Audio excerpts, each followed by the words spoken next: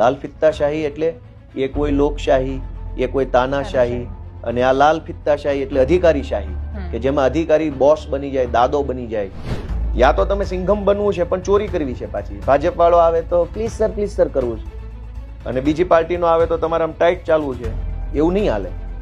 જનતા જોઈ રહી છે, જનતા નિર્ણય કરશે. કાલ સરકારો બદલાશે તો ક્યાં મોઢું છુપાવશો?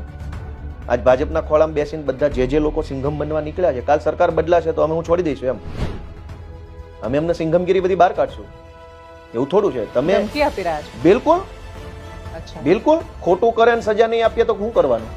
એટલે આ જેમ અરાજકતાની મેં વાત કરી કે અસહિષ્ણુતાનો પણ બહુ મોટો પ્રશ્ન છે કે મોરબીમાં અરવિંદ કેજરીવાલને લઈને કોઈ એક માણસ ઊભો થઈને કોઈ 4 સવાલો કરે છે ઈસુદાન ગઢવીની સભામાં, તો સાથે ઉભેલા માણસને સહન નથી થતું, એક લાફો મારી દે છે.